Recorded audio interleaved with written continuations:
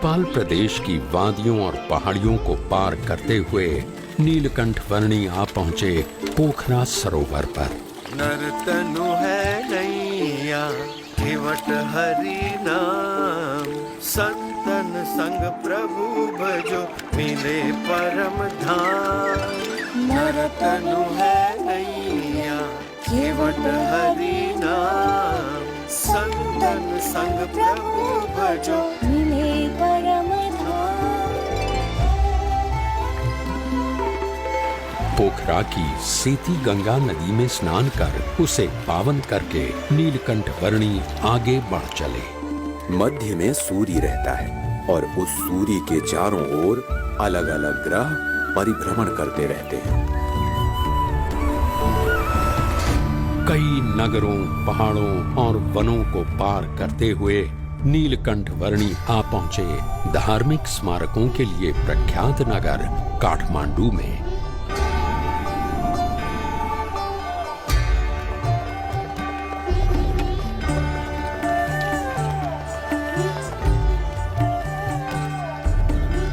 काठमांडू में नीलकंठ वर्णी ने पशुपतिनाथ मंदिर के दर्शन किए और वे बागमती नदी के घाट पर भी पधारे।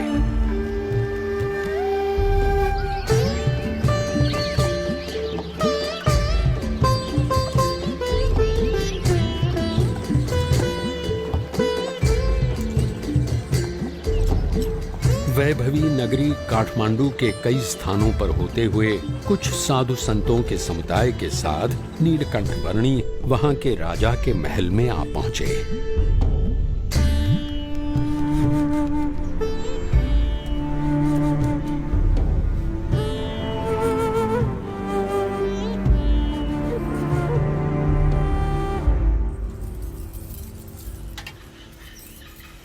यहाँ उपस्थित सभी लोग ध्यान से सुनिए। हमारे राजा जी को कुछ असाध्य रोग हुआ है जिससे उनके पेट का दर्द मिट ही नहीं रहा है। यदि किसी को भी इस रोग और उसके निवारण की जानकारी हो तो वो बताएं और हमारे राजा जी का इलाज करें और उचित इनाम भी पाएं। बटुक वर्णी जी, आपके पास भी इस रोग का कोई इलाज हो तो अवश्य बताना। मेरे पास तो जन्म मरण के रोग का इलाज है।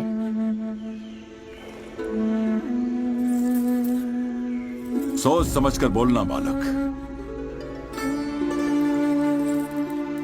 मैं राजा हूं, रण बहादुर साहा। सन्यास में भगवान होते हैं।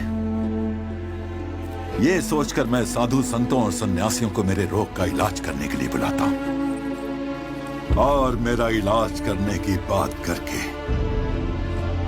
जो इलाज नहीं कर पाता, ऐसे हर एक हकीम, वैद्य, साधु, संत, सन्यासी सबको मैं जीवन भर के लिए बंदी बनाकर सजा देता हूं।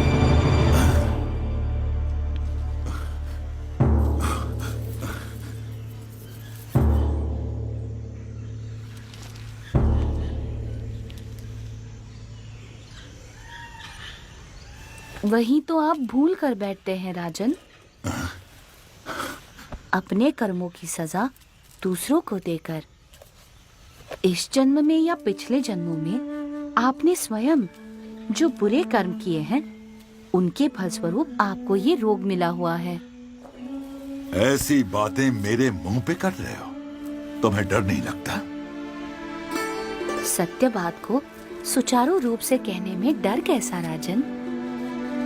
अभी भी आप निर्दोष लोगों को दंड देकर अधिक बुरे कर्मों का संचय ही कर रहे हैं, जिनके फल भी आपको भुगतने पड़ेंगे।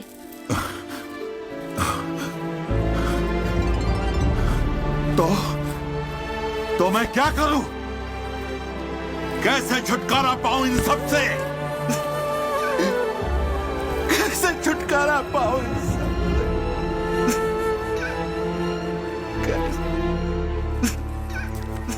जो भी दुख आए उसे अपना प्रारब्ध और अपने कर्मों का फल समझकर और परमात्मा की इच्छा समझकर अपना लो। अपनी भूलों का पश्चाताप करके और परमात्मा को प्रार्थना करके प्रायश्चित करने से दुख का निवारण हो सकता है।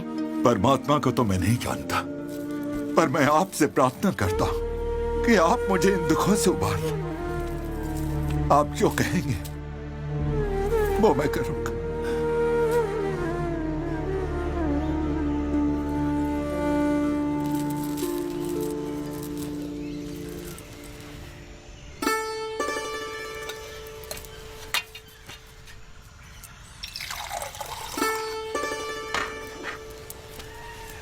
ये पी लीजिए।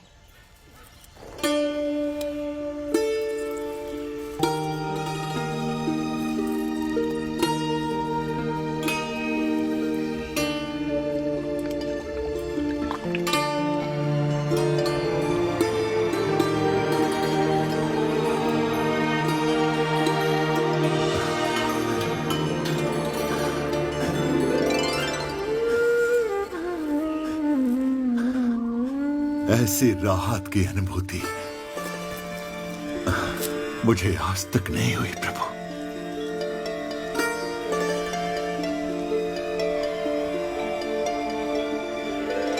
बताइए, मैं आपके लिए क्या कर सकता हूं?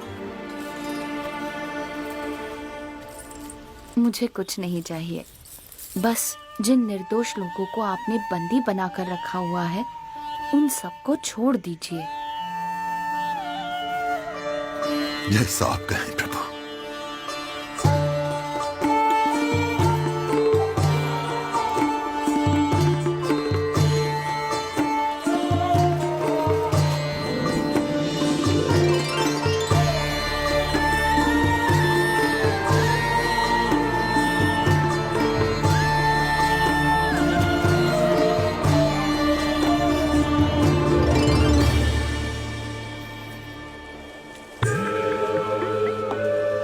काठमांडू से आगे उत्तरी नेपाल प्रदेश में यात्रा करते हुए नीलकंठ वर्णी ने तिब्बत प्रदेश एवं चीन प्रदेश की ओर दृष्टि की और वहां से पूर्व दिशा में आगे बढ़ते हुए वे वराह तीर्थ आ पहुँचे। जीवन भर सदाचार पूर्वक सेवा के अच्छे कार्य करते रहना वह अच्छी बात है, परंतु वह आत्यंतिक मोक्ष के लिए पर्याप्त नहीं है। मोक्ष के लिए तो सच्चे ब्रह्म स्वरूप गुरु से सनातन मूल्यों का ज्ञान पाकर उसे अपनाना होगा।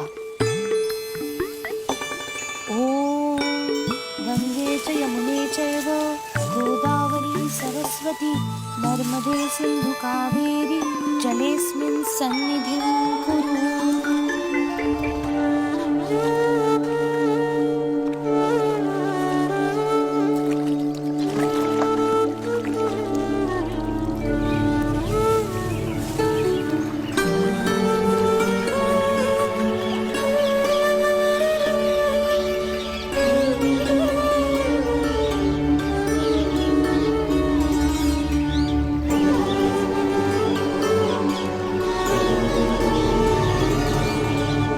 अपनी कल्याण यात्रा से नेपाल प्रदेश को पावन करने के पश्चात नीलकंठ वर्णी उत्तर पूर्वी भारत के असम प्रदेश में सिरपुर, परशुराम कुंड आदि स्थानों में पधारे और वहां से आगे असम प्रदेश में नीलकंठ वर्णी के स्वागत के लिए मानो ब्रह्मपुत्र नदी के नीर तत्पर थे।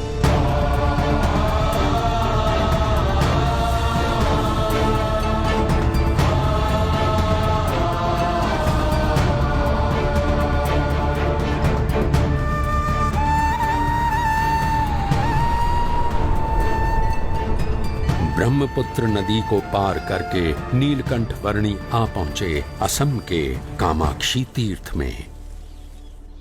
इस दुर्लभ मनुष्य जन्म का ध्येय है परम सत्य की प्राप्ति। व्यसन, वहम, मलिन मंत्र तंत्र आदि से किसी सत्य को प्राप्त कर लेने जैसा जो अनुभव होता है वो परम सत्य नहीं परंतु केवल भ्रम है।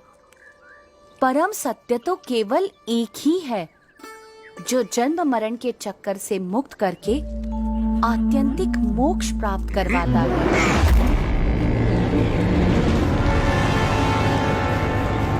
ए बच्चे, क्या सुख दुख की बातें बना रहा है तू? हाँ?